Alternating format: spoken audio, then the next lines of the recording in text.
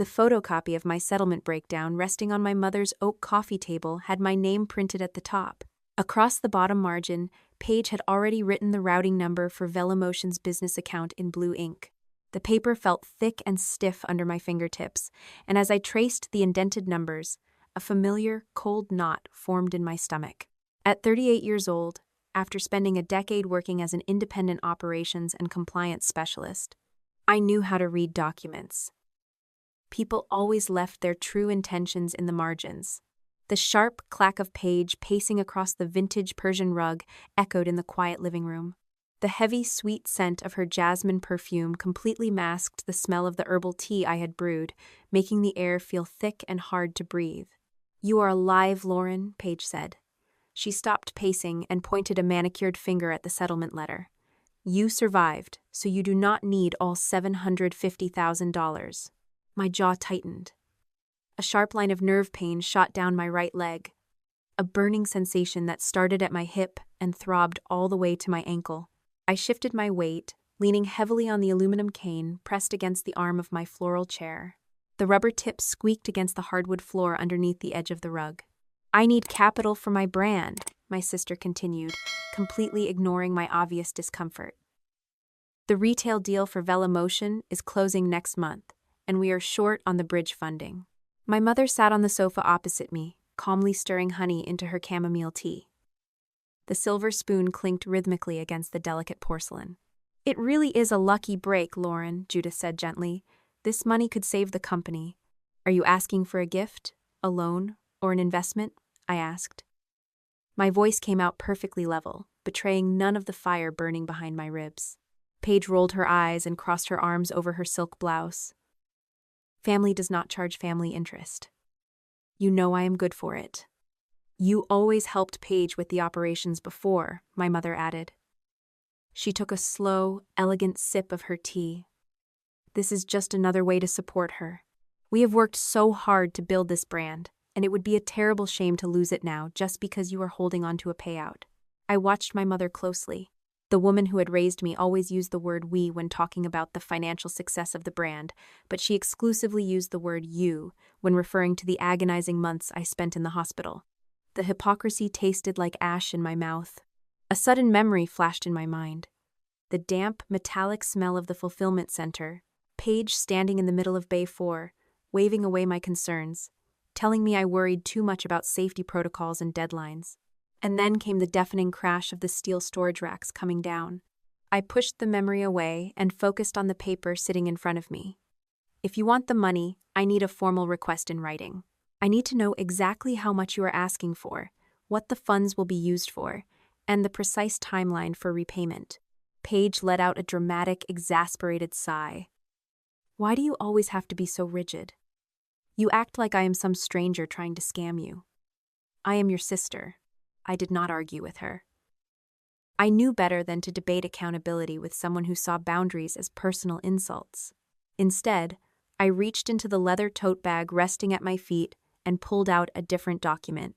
It was a 20-page contract, thick and professionally bound, with 3 bright red sticky tabs protruding from the right edge. I placed it gently on top of her settlement breakdown. "This is a conditional capital subscription and corporate records authorization," I said. Paige stared at the thick stack of paper like it was a foreign object. "What is that supposed to mean?" "It means there will be no money transferred before a full records review is completed," I explained, keeping my tone strictly professional.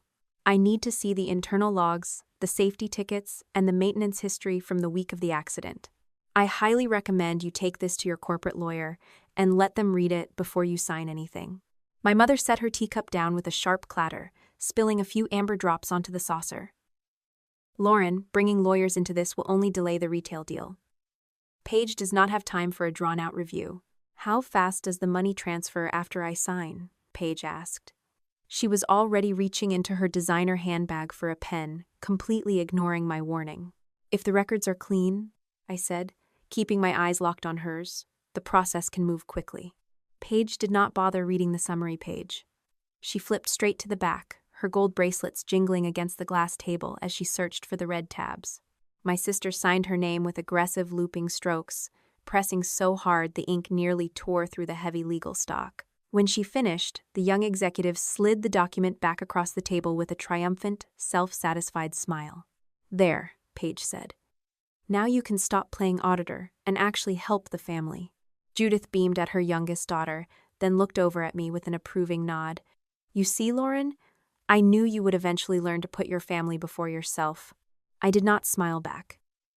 I picked up my phone, opened the camera app, and took a clear photograph of the signature page. I opened my messages and sent the high-resolution image directly to Naomi, my civil attorney, right there at the table. "When will the money be in my account?" Paige demanded.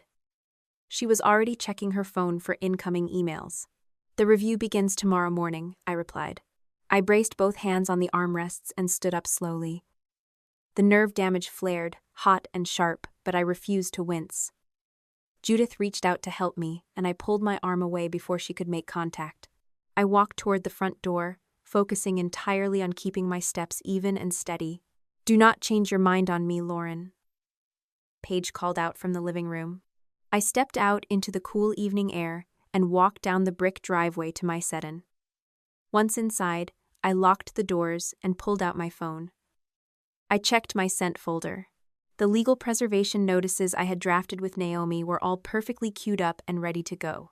They still had full legal effect. My phone buzzed against my palm. It was Naomi. "I got the photo," my lawyer said, her voice crisp and professional through the car speaker. "The authorization is perfectly clear.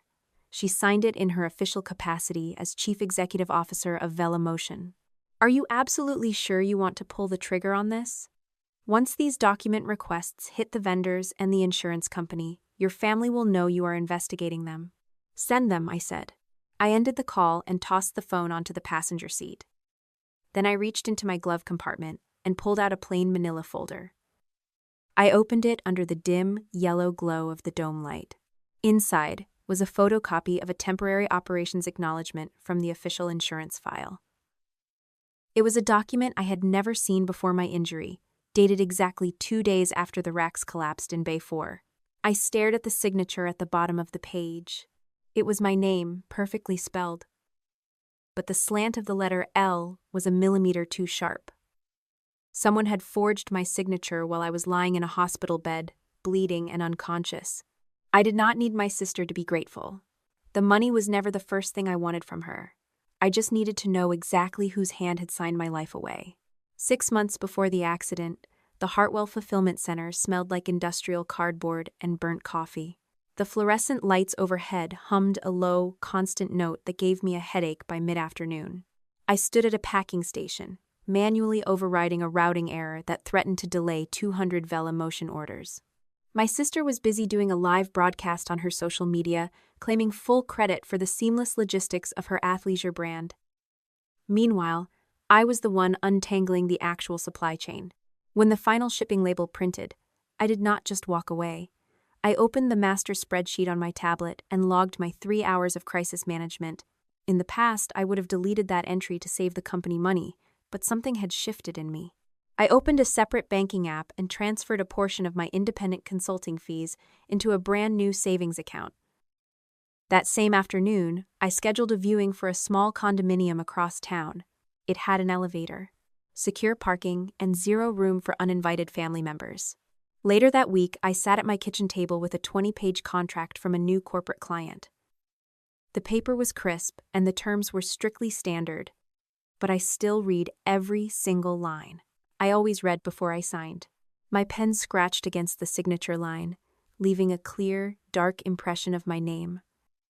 I scanned the document, saved the original in my locked filing cabinet, and emailed a copy to the client. My mother stopped by just as I closed my laptop. Judith took one look at the real estate brochures spread across my counter and clicked her tongue. "You really should not be separating your money from the family right now," Judith said. She picked up a brochure and dropped it back down onto the granite counter. "Paige is expanding so fast. She needs everyone pulling in the same direction." "I am pulling my own weight," I replied, stacking the brochures into a neat pile. "And I am stepping down from my unofficial operations role at Vela in exactly 6 months. Judith pressed her lips together. The woman who had spent decades managing family optics looked at me with deep disappointment. You are abandoning your sister right when she is about to make us all proud. I did not argue. I just kept packing my briefcase. 3 days before the accident, the tension in the warehouse finally snapped. I met Owen Park near the loading docks. The senior technician from Northline Industrial wiped grease from his hands with a red rag and pointed toward the massive storage structure designated as Bay 4. The safety interlock on the automated lift is completely stripped, Owen said, his voice echoing over the roar of the conveyor belts. If that mechanism slips while the line is moving, the whole rack comes down. You need to remove Bay 4 from service immediately. Marcus Reed, the shift supervisor, shifted uncomfortably from foot to foot. He wiped sweat from his forehead. If we shut down Bay 4, we bottleneck the entire spring launch shipment. Paige is going to kill me. A delayed shipment can be expedited, I told Marcus, keeping my tone steady. A crushed spine cannot be fixed. Shut it down. Owen nodded, pulled out his rugged tablet, and generated the official maintenance ticket. He printed a hard copy and handed it to me. The heavy black letters at the top clearly stated that the equipment was unsafe for operation. I walked straight to my car, opened my laptop, and drafted an email to Paige, Judith, Marcus, and the facility management team. I attached a photo of the printed ticket and clearly stated that Bay 4 must remain closed until the interlock was replaced. My phone rang less than 2 minutes later. "Are you actively trying to ruin this company?" Paige shouted through the speaker. "The retail buyers are watching our fulfillment metrics this week. You cannot just halt the main line over a technicality." "It is not a technicality, Paige," I said, watching the warehouse doors through my windshield. "The equipment is compromised. Someone is going to get hurt. You always see disasters where there are only minor inconveniences," my sister snapped. "I cannot miss the launch shipment." She hung up on me.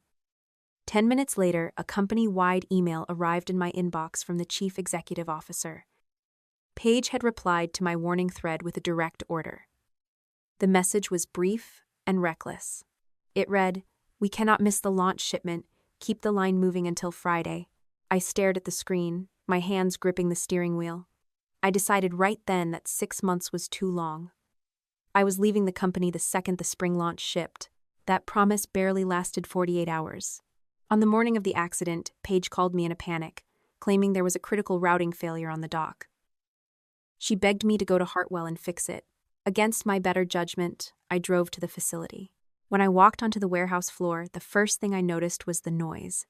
The conveyor belts in Bay 4 were running at full speed. Someone had placed a piece of opaque tape over the flashing yellow warning light on the control panel. Marcus stood near the base of the racks, holding a clipboard. He looked up, saw me, and opened his mouth to speak, but a voice blared from the two-way radio clipped to his belt. It was Paige, demanding a status update on the outbound pallets. Before I could ask Marcus, who had authorized the bypass, a sharp, metallic groan echoed through the cavernous room. The sound vibrated in my chest. I looked up. A massive wooden pallet, loaded with hundreds of pounds of inventory, slid out of its designated track. The stripped interlock Owen had warned us about finally gave way with a sickening crack. "Get back!" I screamed, lunging toward Marcus. The steel support columns buckled. A shadow fell over the concrete floor, followed by the deafening roar of twisting metal and falling inventory. Something heavy slammed into my pelvis, throwing me to the ground. The impact knocked the air from my lungs, and a blinding wave of pain tore through my right leg. Dust choked the air. I lay pinned under a fractured steel beam, unable to move my lower body. Through the ringing in my ears, I could hear the radio lying in the debris a few feet away. "Marcus?" Paige's voice crackled through the small speaker, sounding annoyed rather than concerned. "Marcus, answer me. Did the launch shipment get damaged?" The hospital's ceiling tiles formed a dizzying grid of tiny holes. That was the first thing my eyes focused on after the surgery. Judith sat in the corner chair, calmly flipping through a glossy magazine. When she noticed my heavy eyelids fluttering open, she smoothed her skirt, walked over to the bed, and told me it was just a freak accident. Paige did not come to the hospital. My sister posted a long, tearful message on her social media feed asking for prayers. but her physical presence was notably absent. An insurance representative visited 2 days later. He held a thick clipboard, looked at my heavily bandaged leg, and asked if I had personally authorized the temporary loading procedure on the morning of the collapse. "No," I said, my throat dry from the anesthesia. "Make sure you write that down." The next 9 months dissolved into a painful blur of physical therapy and mounting medical bills. Learning to stand felt like stepping barefoot on shattered glass, and my right leg simply refused to listen to my brain most mornings. During Thanksgiving dinner, my mother put me on speakerphone so I could hear Paige tell our extended relatives that I was doing fine, quickly pointing out that at least I could still walk. Judith offered to let me move back into my childhood bedroom to save money, casually adding that Paige could drop by whenever she needed help with logistics. I declined the offer. Instead, I signed a lease on a small condominium with a reliable elevator. My independent consulting business covered the rent, and working remotely kept me entirely away from the warehouse. That was when I hired Naomi. My new civil attorney sat at my small dining table, drawing 3 distinct columns on a yellow legal pad. No, suspect, prove. I handed her printed copies of my warning email and the original safety ticket Owen had given me before the crash. Naomi immediately filed preservation notices with the vendors to lock down the data. She also looked me dead in the eye and explicitly ordered me not to use my old password to access the Vela Motion servers. Late one night, the login screen glowed brightly on my laptop. My fingers hovered over the keyboard, remembering the familiar keystrokes that could show me exactly what happened after I was crushed. Then I closed the lid. The satisfying click of the plastic casing echoed in the quiet room. Naomi brought the official claim file to my condo a few weeks later. Buried in the middle of a thick stack of paperwork was a document titled Temporary Procedure Acknowledgement. My name sat perfectly on the signature line. The loops and angles matched my handwriting flawlessly, yet I had never seen the text printed above it. The digital file was dated exactly 2 days after the accident. At that specific time, I was heavily sedated and hooked up to a morphine drip. When I mentioned the discrepancy on a phone call, Judith sighed heavily and suggested the pain medication had scrambled my memory. But my memory was perfectly clear. I always read every single line of a contract before signing my name. The warehouse operator and the equipment manufacturer eventually offered a settlement to avoid a lengthy public trial. The headline number was $750,000. My family heard that figure and immediately treated it like lottery winnings. In reality, medical liens, attorney fees, and a dedicated fund for future nerve treatments swallowed a massive portion of it. Naomi drafted a strict release form that accepted the funds but explicitly excluded Vela Motion, my sister, my mother, and any undiscovered fraud. We could prove I warned them, but we still could not prove who created the forged document or who altered the digital safety records. A subpoena would take months of fighting in court. We needed direct authorization from the company controller to access the vendor audit logs smoothly. Naomi mentioned that Paige had recently claimed absolute operational control of the fulfillment center in a pitch deck for her retail investors. My sister always wanted the credit for the brand. Her greed was a reliable engine, and I knew exactly how to use it. I looked across the table at Naomi, feeling a strange sense of clarity settle over me. Draft a corporate records authorization, I told my lawyer. Make it simple enough for Paige to ignore the risks, but broad enough to get us every log they have. Naomi transmitted the signed authorization to Hartwell Fulfillment, Northline Industrial, the software vendor, and the insurance carrier early Tuesday morning. I sat at the small wooden desk in my condo, typing up a compliance report for my newest client, and the steady rhythm of the keyboard felt incredibly grounding. The first invoice of the month cleared my bank account before noon. I immediately routed the funds to cover my upcoming physical therapy sessions, proving to myself that the legal settlement was not my only lifeline. A confirmation email arrived from Northline shortly after lunch, stating that because Paige had signed her name on that heavy legal stock, the maintenance company agreed to release the original service logs. The printed ticket arrived via courier the following afternoon. The bold text across the top read, "Remove from service immediately." Naomi set the document on my kitchen counter right next to the version from the official insurance file, which quietly suggested we continue with monitoring. We did not celebrate the discovery. I picked up a red pen and drew a firm circle around the altered text, feeling the undeniable proof under my hand. Meanwhile, the software vendor notified us they were currently exporting the master audit logs, and a retail investor formally asked my sister why a safety dispute had been omitted from the corporate disclosures. The investors did not permanently cancel their deal, but they officially paused the closing process by Thursday morning. At the exact same time, the insurance carrier triggered a special investigation protocol. My phone buzzed constantly, lighting up with the name of the VeloMotion founder every 10 minutes, so I silenced the device and required all communication in writing. A voicemail slipped through from my mother.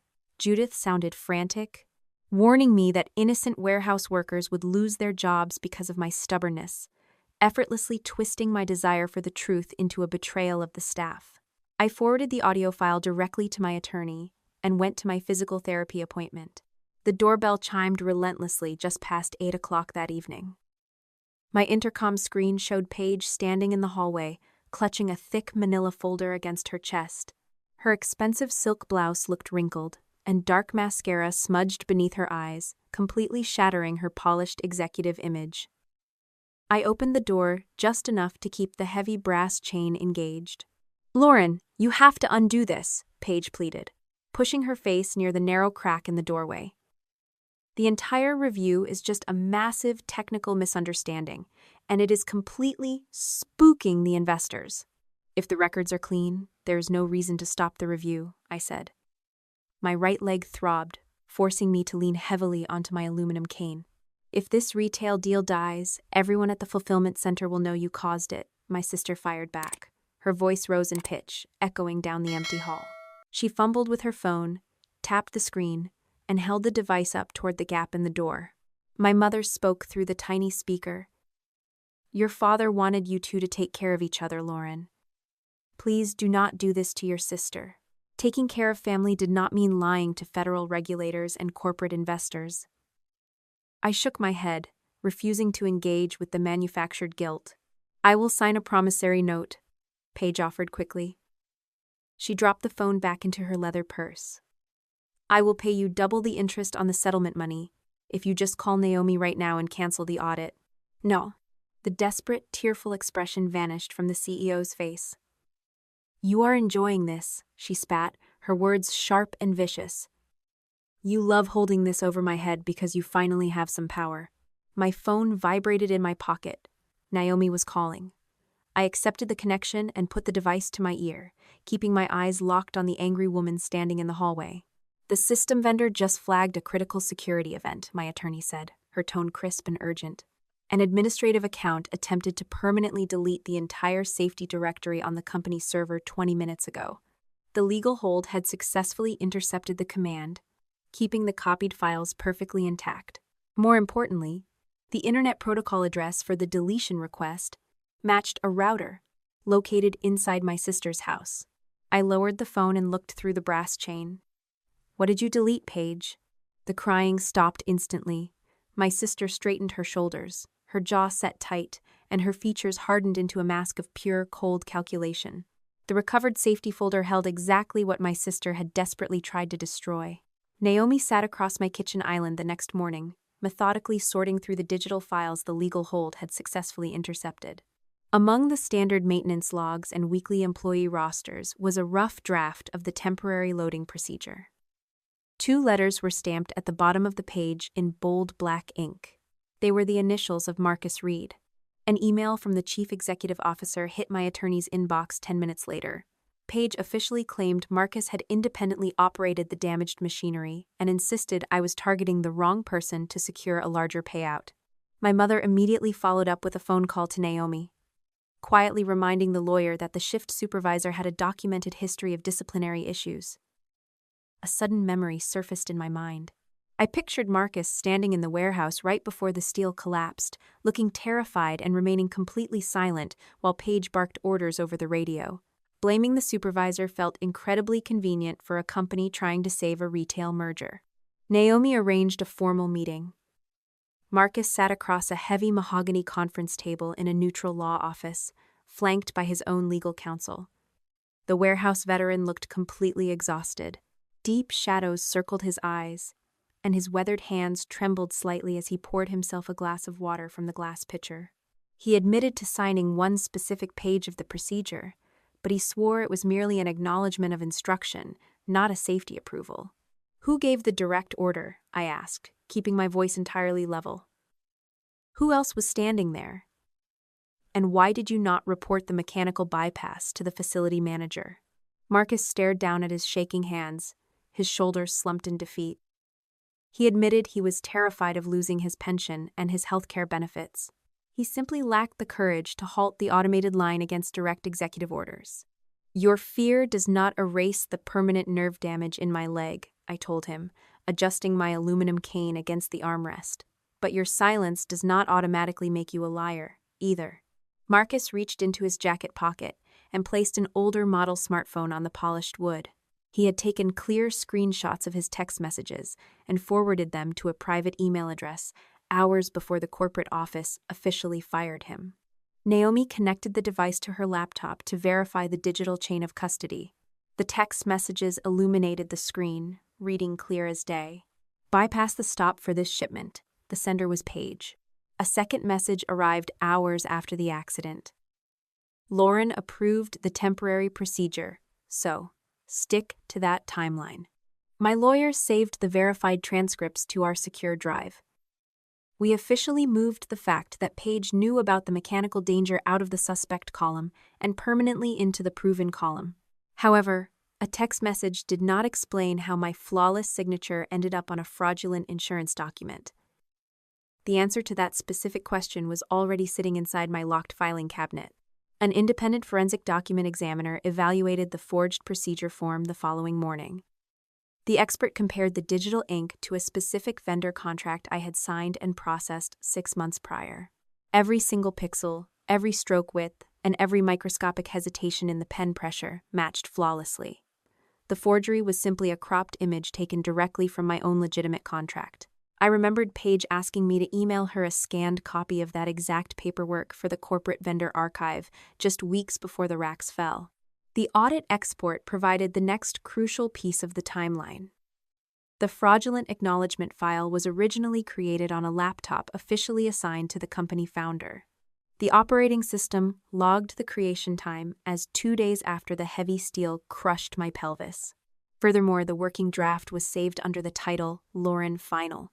Naomi tapped her expensive pen against her legal pad, warning me that Paige could easily claim a rogue administrative employee had borrowed her computer. We still needed something that conclusively tied the executive team to the intentional cover-up. Meanwhile, my sister launched a highly aggressive public counterattack.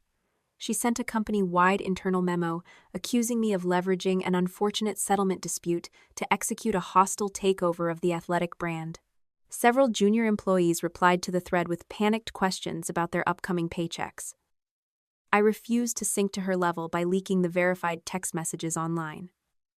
Instead, I instructed Restructuring Counsel to issue a strict legal mandate protecting employee payroll and explicitly forbidding any retaliation against cooperating witnesses. Later that afternoon, Naomi ran a deeper diagnostic on the recovered draft properties.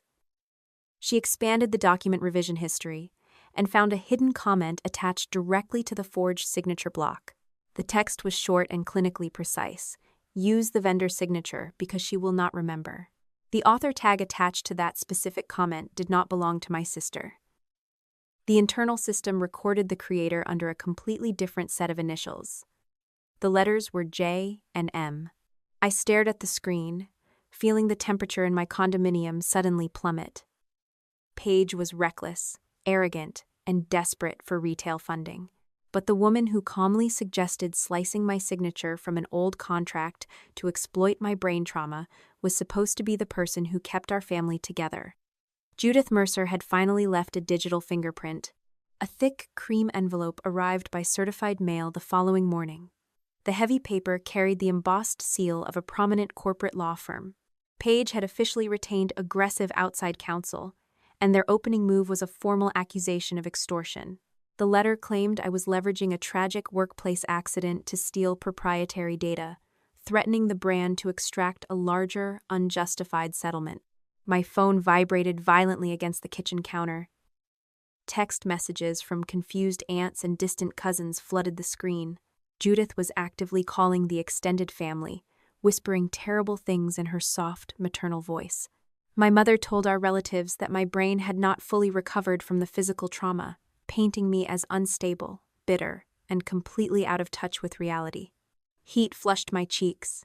My fingers reached for the keyboard to type a furious, evidence-filled response, but Naomi placed a firm hand over my wrist. "We answer with data," the lawyer said, her tone cool and steady, never with emotion. The system vendor delivered the final access logs just before noon. The dense spreadsheet proved exactly what my attorney needed. 0 login attempts existed under my specific credentials following the date my administrative rights were revoked. Every single document in our possession originated strictly from the signed authorization, the legal preservation response, or my own independent files. I recalled that quiet night sitting at my kitchen island, staring at the familiar login prompt, and deliberately closing the laptop lid. That single moment of discipline had completely destroyed Page's manufactured counterclaim. Naomi reviewed the clean security audit and smiled. "Your restraint just saved the entire case." A deeper analysis of the internal system produced a much darker truth. The corporate controller account had manually changed the original safety ticket from critically unsafe to monitor status. A 2-factor authentication code was texted directly to Judith's personal cell phone to authorize that exact database change. Security camera footage from the corporate office lobby confirmed the administrative staff had clocked out and left the building hours before the login occurred. Furthermore, the master audit trail showed my mother's assigned laptop uploading the forged procedure directly into the official insurance directory. The beloved family matriarch could not blame a junior assistant without contradicting the permanent digital evidence. My mother demanded a private meeting that afternoon. She insisted on a quiet coffee shop downtown, expressly forbidding legal representation. I agreed to the neutral location, but brought Naomi anyway. Judith sat in a corner booth, wearing a soft cashmere sweater, dabbing her eyes with a crumpled tissue. The smell of dark roasted espresso and burnt milk hung heavy in the air. "I do not understand all this technical metadata," the older woman sniffled, refusing to look at my attorney. Paige was panicking about the retail buyers. I simply followed her instructions to keep the investors calm. I set my aluminum cane against the vinyl booth and leaned forward. "Then why did your account leave a hidden comment telling Paige to use my old vendor signature?" The damp tissue paused. Judith lowered her hands, folding them neatly on the tabletop. The fragile, tearful expression evaporated, replaced by a cold, calculating stare that chilled me to the bone. "Your sister employs dozens of innocent people, Lauren. They have mortgages and families to feed," she said smoothly. "You are just one person, living comfortably alone in a secured building." A hollow ache settled deep behind my ribs. The woman who raised me had literally weighed my survival against a corporate payroll and decided my broken body was an acceptable business expense. "I did what any mother would do to protect her family," Judith stated. "You were my mother too," I replied. The words felt like swallowing broken glass. Judith leaned across the small table, her voice dropping to a harsh, venomous whisper. "If you push this into a courtroom, I will testify under oath that you explicitly approved that loading procedure from your hospital bed. Who do you think a judge will believe? A licensed financial officer, or a bitter woman, hopped up on heavy painkillers? She truly believed her professional credential was a bulletproof shield." I did not argue, nor did I try to convince her of the truth. I simply looked at Naomi and nodded. We stood up from the booth. While walking slowly toward the exit, I pulled out my smartphone and opened my digital healthcare portal. With 3 deliberate taps, I permanently deleted Judith Mercer from my emergency contact list and completely revoked her medical authorization. Severing that final thread of control felt like taking my first real breath in 38 years. The consequences rippled outward by Friday morning. The commercial insurance carrier identified multiple signs of falsified records. They officially referred the entire liability claim to their internal fraud investigation unit. The corporate board of directors convened an emergency session, immediately suspending Paige from her executive duties and stripping Judith of all financial access. No one was wearing handcuffs yet, but the pristine, manufactured facade of VeloMotion was crumbling fast. Naomi warned me that the fraud investigation meant insurers, state investigators, and prosecutors could soon scrutinize every communication connected to the claim. We were entering a highly dangerous new phase. Right before sunset, a high-priority alert flashed across Naomi's tablet. The vendor security team flagged a secondary event. Someone had just attempted to permanently erase the forged draft folder for a second time. The Internet Protocol address traced straight back to my sister's private residence. The suspended executive had just created powerful evidence that she knew the files were dangerous and wanted them gone. Owen Park appeared at the deposition center with a thick manila folder containing the smoking gun we had been searching for. He walked into the sterile conference room, his shoulders tight, and laid a set of photographs on the table. The clear images showed the stripped interlock mechanism on Bay 4, followed by the original maintenance ticket he had generated weeks before the collapse. He also produced a printed log of his phone calls and a chain of emails sent directly to the executive office. Owen testified under oath that he had walked Paige directly to the loading dock and pointed at the failing steel supports. He had explicitly told her that the rack was a death trap and needed to be pulled from service immediately.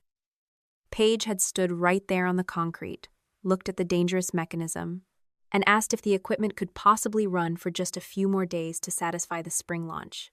Judith had been copied on the follow-up email, which confirmed she knew exactly what her daughter was doing when she helped reclassify the safety status. The chain of knowledge was finally complete, and there was no way to argue that this had been a simple administrative oversight. The corporate board of directors contacted me 3 days later. They were panicked, lacking both liquid capital and public credibility. Yet the brand still possessed genuine inventory, loyal customers, and active shipping contracts. The restructuring manager offered me an interim lead position, promising that only I truly understood how to rebuild the fragmented fulfillment system. The temptation to accept was incredibly shocking. It felt like a chance to finally prove my worth to the very people who had once treated me as an expendable asset. I looked at the contract they handed over, scanning for clauses that would require me to rehabilitate my sister's reputation or protect the family's majority ownership. When the restructuring manager gave me a vague, non-committal answer about protecting the founders, I set the pen down. I refused to let them turn me into the cleanup crew for their latest catastrophe. I offered a different path to protect the innocent employees caught in the crossfire. My attorney drafted a strict operational roadmap based on the private records I owned, but I tied my cooperation to ironclad conditions. The company had to guarantee full payment of all outstanding payroll, promise zero retaliation against Marcus or the warehouse crew, and commit to hiring an independent safety auditor. I did not provide these documents as a favor to my family. I signed a professional consulting agreement that strictly limited my hours and clearly defined my scope of work for a fair hourly fee. For the first time in my life, I felt like a professional entity, not a family martyr. Paige made one final attempt to silence the brewing storm.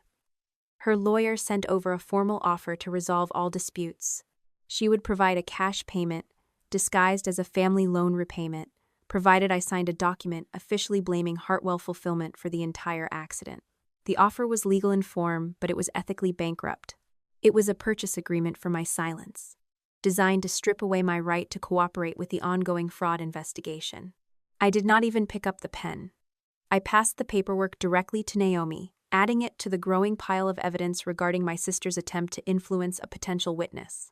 The two women who had spent my entire life presenting a united front began to devour each other within a week. The investigators conducted separate interviews to ensure no collusion occurred. Paige claimed that Judith handled all the insurance filings and had acted on her own initiative. My mother retorted that she had only processed the paperwork Paige explicitly commanded her to submit, including the directive to use my forged signature. Both women frantically scrambled to minimize their own roles, yet every single attempt to deflect only highlighted their shared guilt. Paige insisted she had no idea the Bay 4 equipment was unsafe, but Owen's photographic evidence completely shattered that narrative. Judith claimed she never saw the forged signature file, but the internal system logs showed she had been the one to write the specific comment instructing Paige to use my vendor data. Their alliance was dissolving into a pile of mutual resentment and half-truths. I sat in a private room during one of Naomi's briefings, watching the legal fallout unfold through the notes on her screen. It was not a joyful experience.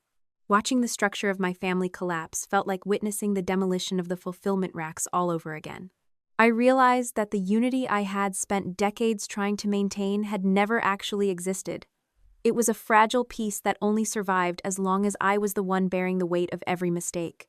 Late that night, I listened to a recording of a police interview Naomi had obtained through Discovery. Paige's voice was strained, vibrating with a mix of fury and fear as she spoke to the lead investigator. She accused Judith of incompetence, saying that her mother had been the one to manage the document templates from the very beginning. In an adjacent room, the investigators played that recording for my mother.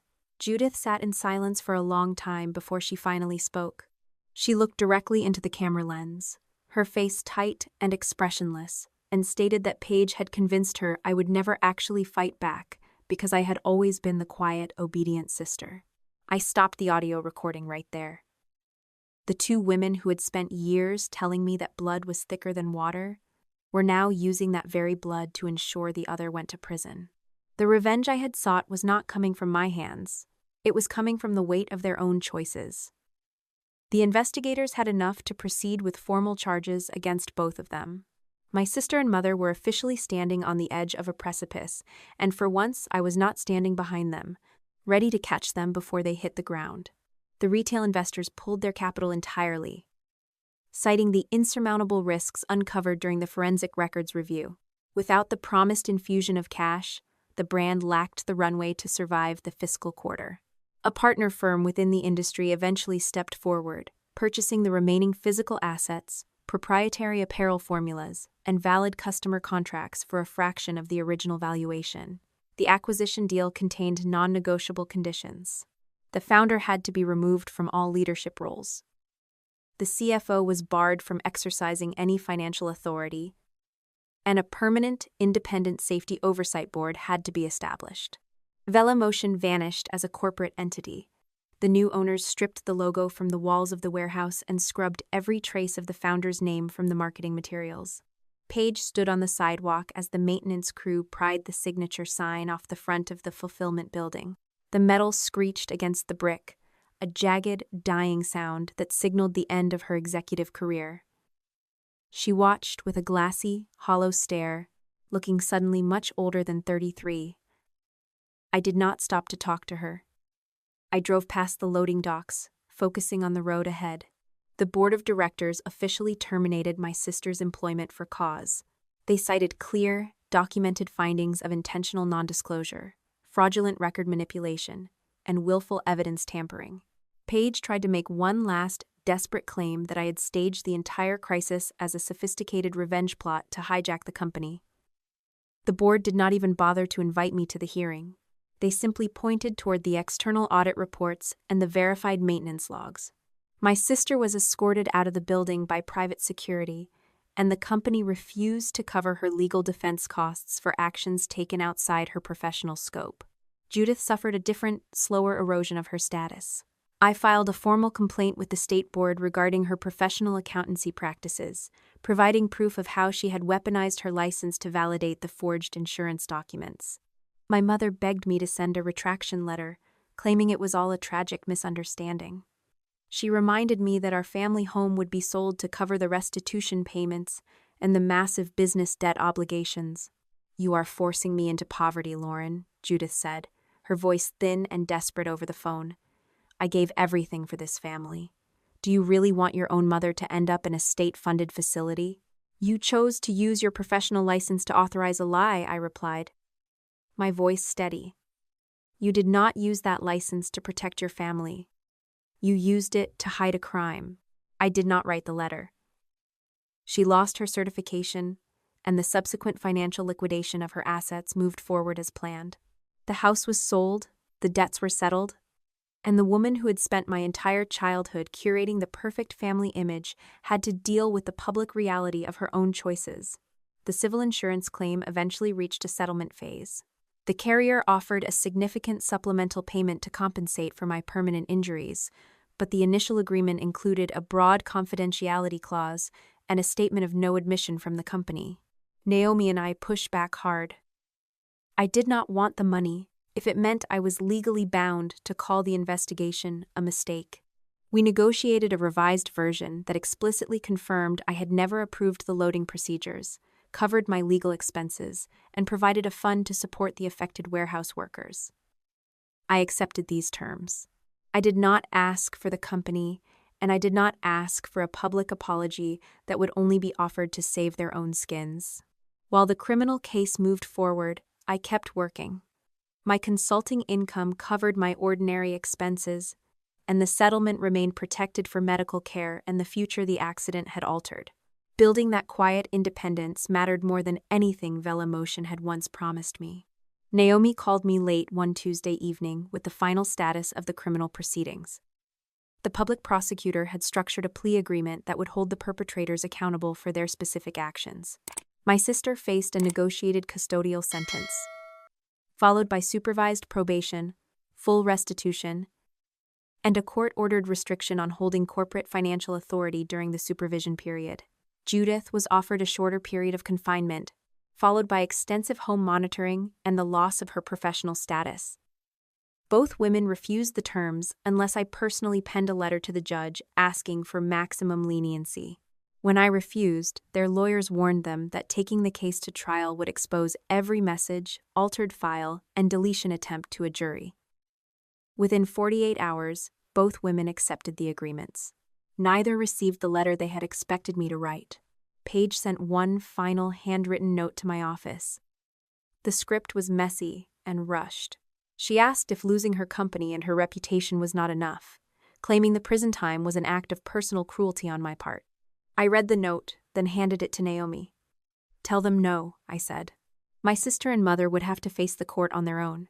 They would have to explain their choices to a judge, without me there to act as the buffer between their actions and the consequences. When I refused to write the letter, both women accepted the plea agreements without my help. The sentencing hearing was scheduled for 3 weeks later. For the first time in my life, I would enter a room where my mother and sister had to face the consequences without me standing between them and the fall. The courtroom air smelled of floor wax and stale nerves.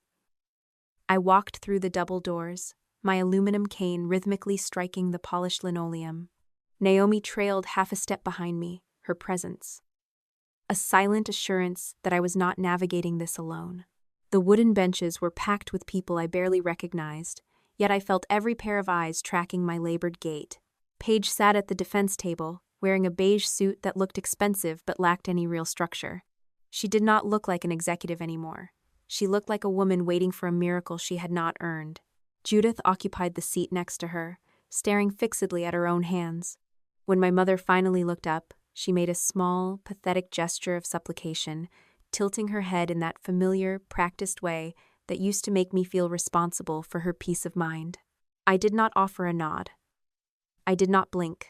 I sat on the hard bench, my back straight, and waited for the court to begin.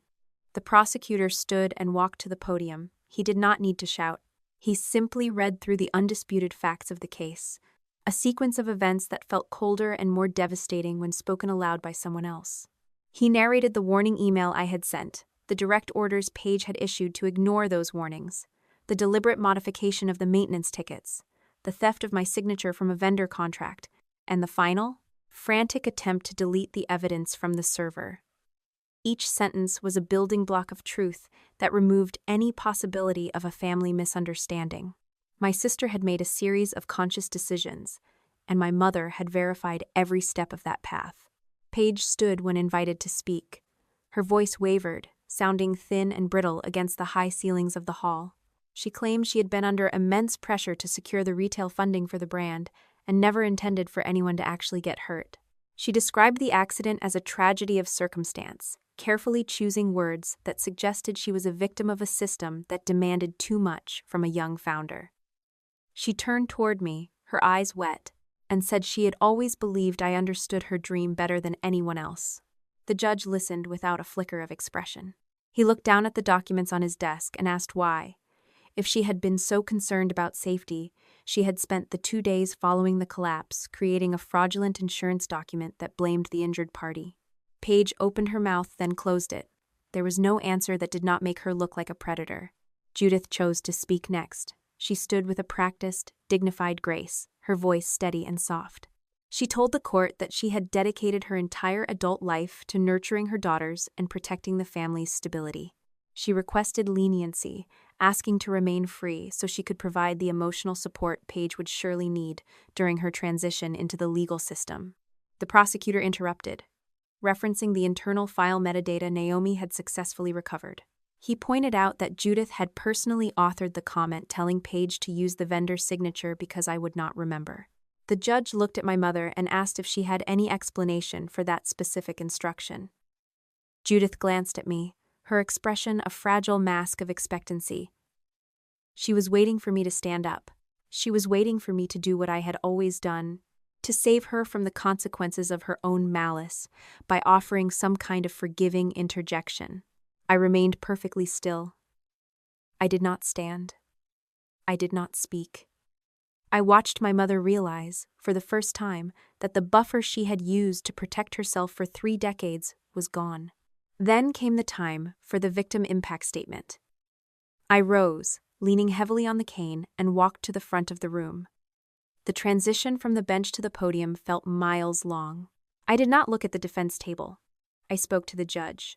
I talked about the physical reality of living in a body that had been treated as a line item on a balance sheet.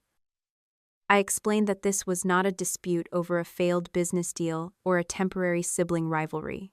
It was about the cold, deliberate calculation that required my pain to preserve their reputation. They did not lose everything because I exposed them, I said, my voice steady and clear, echoing off the wood-paneled walls. They lost it the moment they decided my life was cheaper than delaying a product launch. They made their choice, and now they must own the reality of it. The sentencing phase followed, a necessary administrative finality. Paige was sentenced to 18 months of incarceration, to be served in the state system, followed by 3 years of supervised probation, full restitution, and a permanent restriction from serving as an officer or director of any corporate entity. Judith received 6 months of confinement, followed by home monitoring, supervised probation, and financial restitution.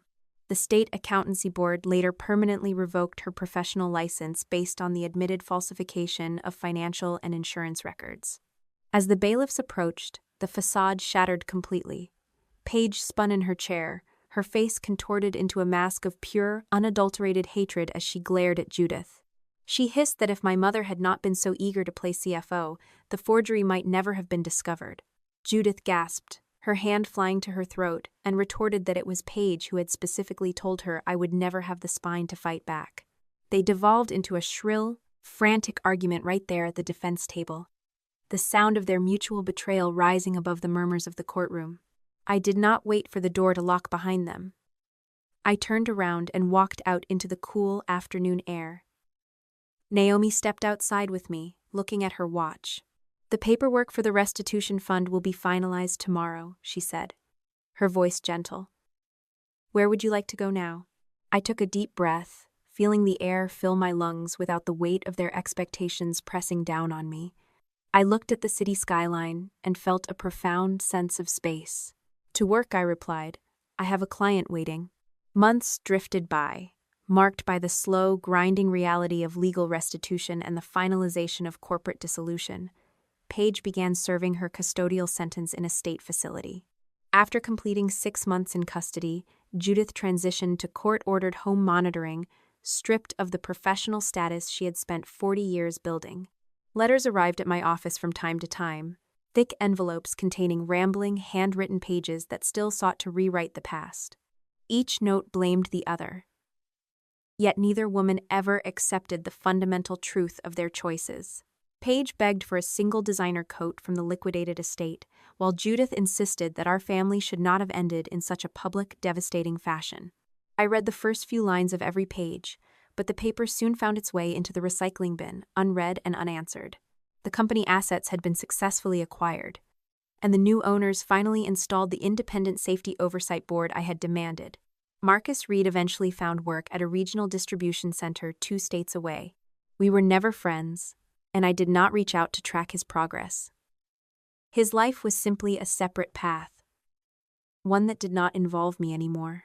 I heard through the industry grapevine that he had successfully participated in a mandatory safety retraining program, but his story was no longer woven into mine.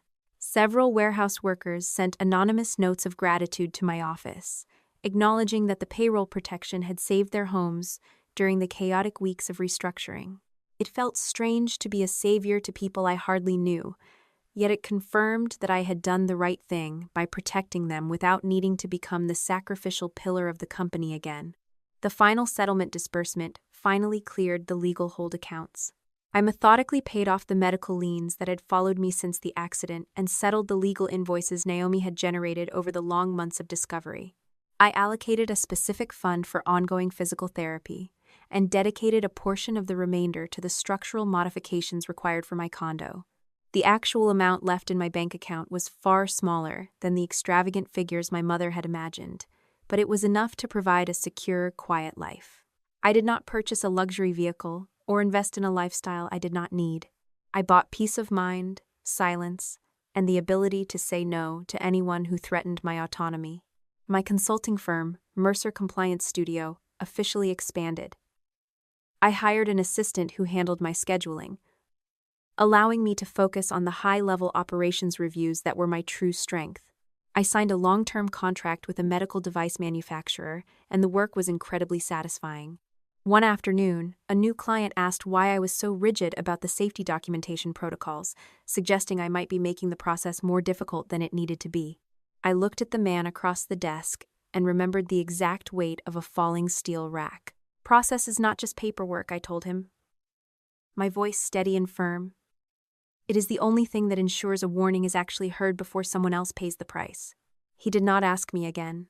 Naomi stopped by the office to deliver the final court orders, closing the loop on the litigation that had dominated our lives for over a year. She looked at me, noting the way I stood without the cane for short stretches, though I still kept it close by for the days when the nerve pain made the floor feel like it was shifting under my feet. We did not celebrate with champagne or toasts. We shared a quiet, professional lunch and talked about the future. My mother eventually requested a final visitation, but I set strict boundaries through Naomi. I agreed to accept letters under very specific conditions. No mention of money, no denial of the established facts, and no requests for me to act as a messenger between her and my sister. I would not promise to forgive them once they regained their freedom. Forgiveness was a heavy, complicated thing that I did not yet possess, and I refused to pretend it was a simple commodity I could trade for their comfort. Boundaries were not a punishment. They were the environment where I finally learned how to live. On my final afternoon of work, I sat at my desk and looked out the window. The city bustled below, a chaotic, messy, beautiful sprawl of people living lives I no longer had to manage. The nerve pain in my leg was a dull, constant reminder of what had happened, but it no longer dictated the rhythm of my existence. I looked at the 3 items I kept on the shelf: the forged signature, the confirmed lie, and the first contract of my new life. I walked to the shelf, took the 2 documents from the past, and placed them into the bottom of a heavy box. They had served their function. They were the evidence of a war that was finally over. I did not need to see them every morning to remember who I was, or more importantly, who I had stopped being. I left the 3rd document, the one representing my own work and my own choices, right where it belonged. I walked to the window, watching the sun begin to dip behind the buildings. There was a sense of profound relief in knowing that the people who had built their success on my silence were finally staring at the consequences of their own actions. I had lost years to their greed, but I had gained something they would never understand. I had gained the capacity to walk away. I finished my report, closed the lid of my laptop, and stood up from the chair I had earned with my own labor. I walked toward the door, not because I was running from them, but because I had somewhere else to be. I had finally stopped handing my life over to anyone else. You have spent your entire life believing that being the responsible one means bearing the weight of every mistake your family makes, but survival has taught you a harder, more necessary lesson. True loyalty to those you love does not require you to sacrifice your physical health, your professional integrity, or your future for the sake of maintaining a facade. When you consistently rescue people from the consequences of their own choices, you are not protecting them. You are simply enabling them to continue the cycle of exploitation until there is nothing left of you to consume. Setting a boundary is not an act of cruelty, nor is it a betrayal of your history. It is the only way to honor the person you are actually becoming, rather than the role you were forced to play. You deserve a life built on your own labor, defined by your own values, and sustained by the boundaries you have the absolute right to enforce. Have you ever wondered how many parts of yourself you have quietly handed over to someone else just to keep the peace, and what your life might look like if you finally decided to keep them for yourself?